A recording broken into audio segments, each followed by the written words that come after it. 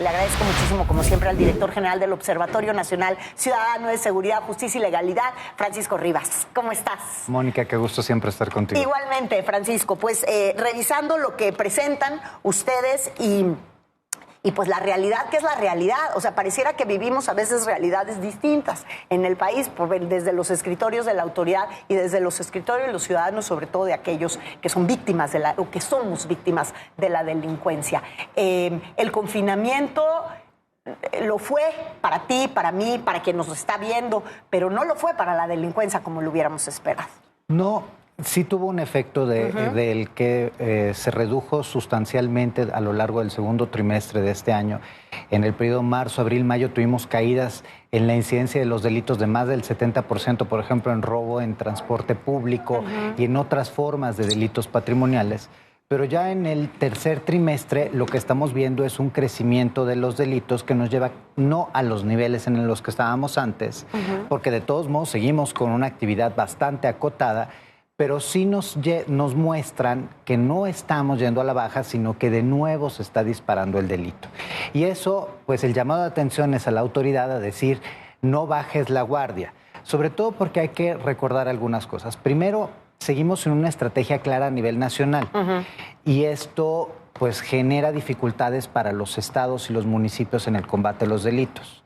Aquí yo te haría una pregunta, porque la estrategia es a nivel nacional, sin embargo, las características de cada entidad para enfrentar sus problemas de delincuencia son muy distintas. Entonces yo no puedo tratar un problema cardíaco con determinada naturaleza o características como el otro problema cardíaco, que es cardíaco, pero no es lo mismo. Exactamente. ¿No? Y ese es el aspecto, o sea, por eso te digo, la complementariedad no está. Y yo creo que en la Ciudad de México se ha hecho un esfuerzo importante, muy importante, por tener una claridad de dónde pegar, por ser mucho más estratégicos, por mejorar las instituciones.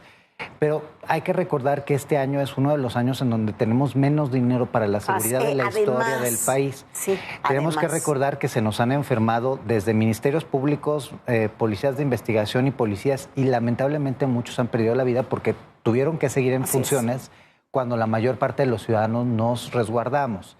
Estas son acciones que ponen en riesgo la capacidad institucional para combatir, para prevenir, para enfrentar los delitos. De hecho, si volteamos a ver, por ejemplo, en el caso de la Fiscalía, tenemos un número mucho menor de servidores públicos en activo en este momento por todos los protocolos sanitarios que se han tenido. Esto tiene también un efecto. Entonces, hoy tenemos un repunte que si comparado con 2019, tú lo decías, no estamos a nivel de 2019. De hecho, comparado con 2019 estamos muy por debajo. Hay delitos como extorsión, que está 70% abajo, secuestro 60% abajo, robo en transporte público 50% abajo, el homicidio mismo 20% abajo. Pero lo que nos está indicando el comportamiento es que va a volver a crecer. Y otro aspecto que es determinante es que en eso hay un delito en particular que sí está teniendo repuntes significativos, como es el caso de la violencia familiar. Claro. La violencia familiar sí creció un 6% en un comportamiento definido a la alza, y eso a pesar de que tuvimos una gran cifra negra. De hecho, en el observatorio lanzamos, en este momento estamos levantando la encuesta de victimización de la Ciudad de México, un esfuerzo que fue validado por INEGI en su momento y que es la encuesta de victimización hecha por sociedad civil más grande del mundo. Vamos a hacer cuestionarios, 17,000 cuestionarios, y la idea es darle voz a esos ciudadanos que no fueron a denunciar durante la pandemia. Es que no denunciamos, y ese es el otro cuando aspecto. se trata de violencia intrafamiliar.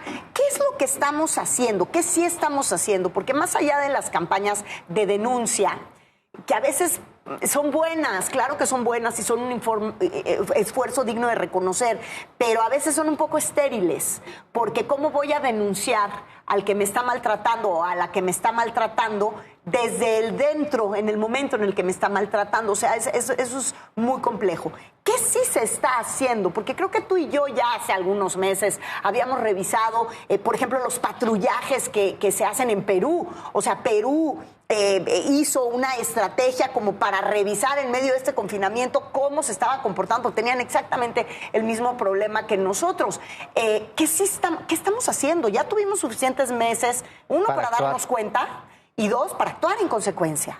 Mira, uno de los aspectos que creo que es positivo ha sido una capacitación profunda y sensibilización de los operadores, particularmente la Fiscalía. Nosotros, de hecho, los estamos ayudando, les estamos donando en ese sentido capacitación. Pero te voy a decir qué falta, que sería mucho más oportuno. Lo que encontramos es que no corresponden los números del 911 con las carpetas iniciadas en lo local. Quiere decir que las familias en algún momento toman el valor y llaman, pero luego la autoridad deja de investigar el caso.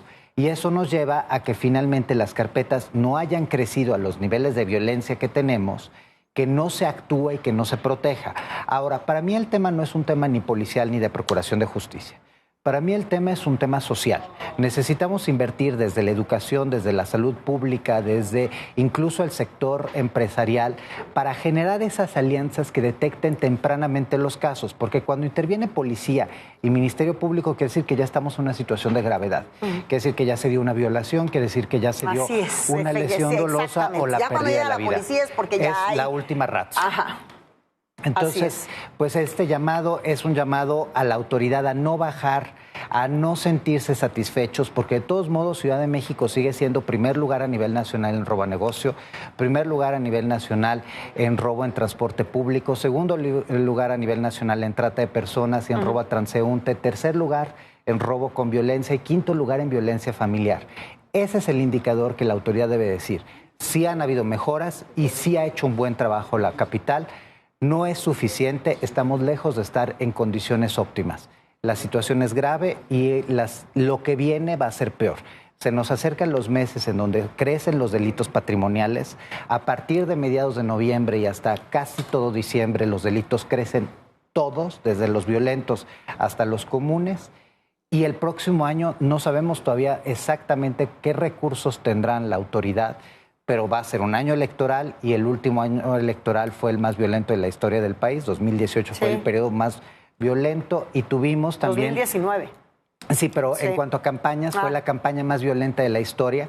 Y otro aspecto que también tenemos que considerar son los cambios en el gabinete federal que van a tener un impacto en lo local, porque siempre que hay un relevo, hay una descomposición, hay una curva de aprendizaje y las cosas empeoran. Así es. Ojalá que en esta ocasión sí llegue a suplir al secretario de Seguridad alguien que sepa de seguridad y seguramente entonces tendremos un respiro. Ojalá que así sea. Muchísimas gracias como siempre, Francisco. Bienvenido.